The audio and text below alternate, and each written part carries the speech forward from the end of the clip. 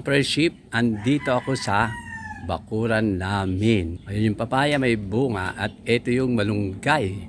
Puno ng malunggay. At kukuha ko ngayon dito, ngayong tanghali, para yun ang ulamin namin ni Empanada Boy Kung.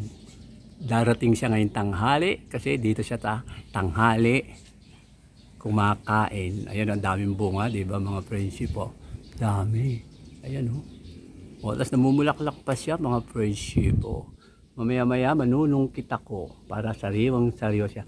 Sa palengke, ang mahal kaya nito. O sige na, mabay na mga friendship. At kukuha na ako. Mga friendship, ito na ang aking lulutuin. Ito na yung kinuha kong hagod kung tawagin dito sa Cabiao. Ayan, yung marami ngayong bunga. Kaya baka araw-araw, ganyan ang ulam ko na naman. At ito, binili ko kanina sa palengke is 5 pesos. Overripe na, mamatamisin ko. At ang kamatis, di ba, dami, 10 piso. Ay, 10 piso bili ko dyan, 20 pesos ang kilo. Ayan yung kalahating kilong kamatis. Ayan, di ba, ang dami. Tapos yung kamote, yun isang araw pa yan, yung inulam din namin yan ni Empanada Boy. Yan ang lulutuin ko ulit. At saka itong kamoting kahoy, bumili ako, 20 pesos isang kilo. Yan, 20 pesos yan, isang kilo mga friendship. Pero ang bili ko dyan, 15 pesos. At ito yung isasahog ko, buto-buto ng manok, dahil hindi nga ako kumakain ng baboy, hindi na ako kumakain ng taba-taba, kaya buto-buto binili ko. Alam niyo kung magkano binili ko dito? 10 pesos. Di ba? Nagulat ako mga friendship. Kanina nung binili ko. Okay ba? Nagulat din mga friendship. Sige mga friendship, at ihanda ko na to ang aking lulutuin ngayong araw na to, ngayong tanghali. Di ba? Tanghalian ko, tsaka hapunan na ulam.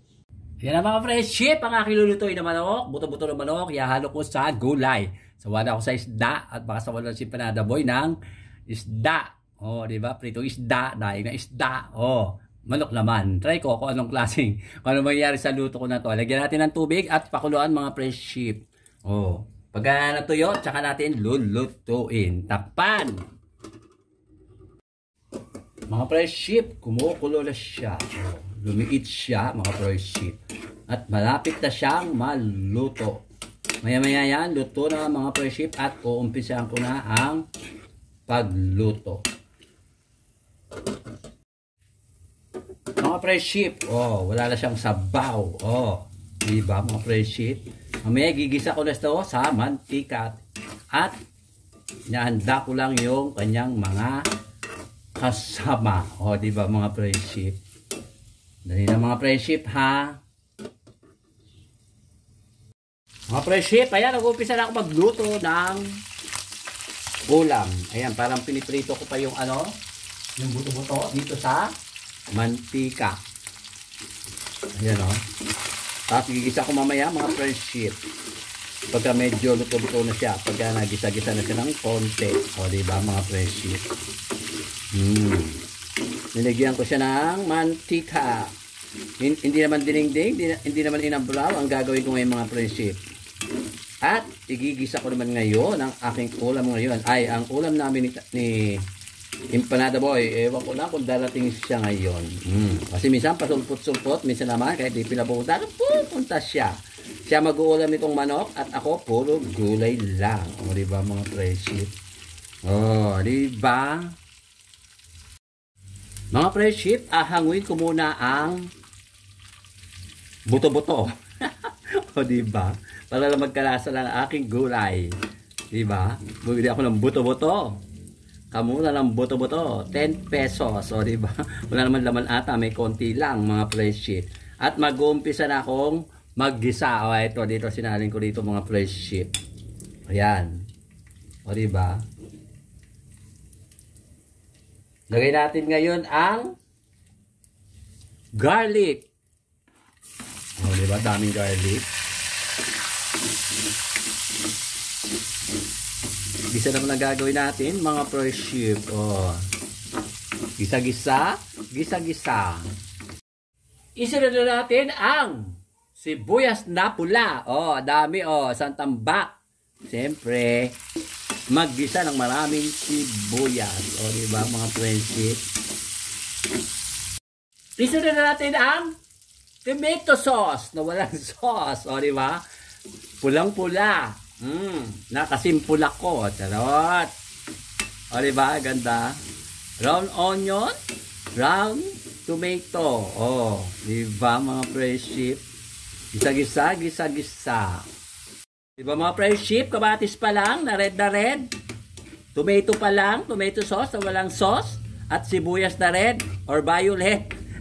Ay ulam na. At saka ilagay na natin ang bone chicken. O, diba? English yun, ha? Chicken bone. Kasi sa paa, chicken feet. O, diba mga friendship? O, diba? Ganda. Ganda ng itsura. Bilog na. Ito palang ulam na. Wala pa yung ibang ano, ha? Sangkap mga friendship, ha? Paano pa kaya kung meron? Ikakasya kaya dito? Mukhang hindi siya kakasya. O, diba mga friendship? O, diba? Sinad natin mga friendship ang sweet potato. O, yan pa lang. Ulam na mga friendship. Paano ko ilalagay ko pa mamaya yung hagod? Baka overloaded na ito. Overload. O, diba? O, mukha siyang masarap, diba mga friendship? O, alalaki yata ng hiwa ng kamote. Baka hindi maluto, ah. Ay, nako, ba? Mukha lalaki ng hiwa ng kamote. O, diba? Yan pa lang, ulam na. O, wala pa yung ano yan, ha? Yung hagod, ha? Wala pa mga friendship, ha? O, para ko nilagay pa yon, overloaded na. Mga friendship, o, ayan na itsura niya, mga friendship. At ilalagay ko na ang isang tambak na hagod, bunga ng malunggay. O, diba? Paano kaya makakain to? Alas 12 pasado na, wala pa si Empanada Boy. Ewan ko kung pupunta kahapon, nagpunta rito. Ngayon, hanggang ngayon, wala pa siya. O, diba? Ang dami. Makakain ko ba lahat yan? O, diba? Lagyan natin ng ano, paminta. Paminta. Pampalasa. At syempre, ang oyster sauce. Lagyan natin para sa gulay. Konti lang mga friendship. Baka may sumobra. Tsaka halu-haluin. O, diba? Ay, mukha yatang hindi kakasya. O, diba? Mukha yatang hindi kakasya. Mailipat kaya mamaya sa kaserola. O, yan o. Diba? Ang dami. Pag hindi sumipot si Empanada Boy, ako lang mag-isa kakain ito. Mapupurga ako mga friendship. Noong isang araw, ganito rin ang ulam namin. Baka nagsawa ng tao, kaya hindi na nagpunta rito. Baka sabihin, eto na naman ang ulam kasi sabi ko kahapon. Hagod o buwan ng malunggay ang ating uulamin. Nagsawa na. Hindi naman niya alam na may buto-buto ng manok ang sahog. Di ba mga friendship? Okay na yan mga friendship. O di ba? At saka lagyan ng konting sabaw. Para magluto siya. Ito yung sabaw. Hindi na siya walang katapusang hugas ng bigas. Kasi ginisa yan mga friendship at hindi siya inabraw. Hindi siya dinigding. Ito na mga friendship. Luto na siya. O diba mga friendship? Sarap. Ito na ang aking finished food. Hagod, bunga ng malunggay, buto-buto ng manok, o diba? At saka kamote. Bago ang lahat, shout out kay Sir Glenn at saka kay Ma'am Jubet at saka sa tatlo anak niya at saka kay sa kanyang sa kanyang apo at saka kay Sir Ruben at saka si Ma'am Ethel at saka sa mga anak din niya. At siyempre sa mga vloggers na taga-ibang bansa, lahat kayo, maraming salamat sa inyong pagtsatsagang panonood sa akin. Alam nyo na kung sino-sino kayo at saka yung mga vloggers dito sa Pinas na madalas din manood sa akin. Alam nyo na rin kung sino kayo, o diba? Kasi kung babanggitin ko lahat ng mga pangalan ng mga vloggers na yung mga friendship, ay, baka hindi ko ma-memorize. Dahil marami sila, mga friendship, yung matsatsagang nanonood sa akin.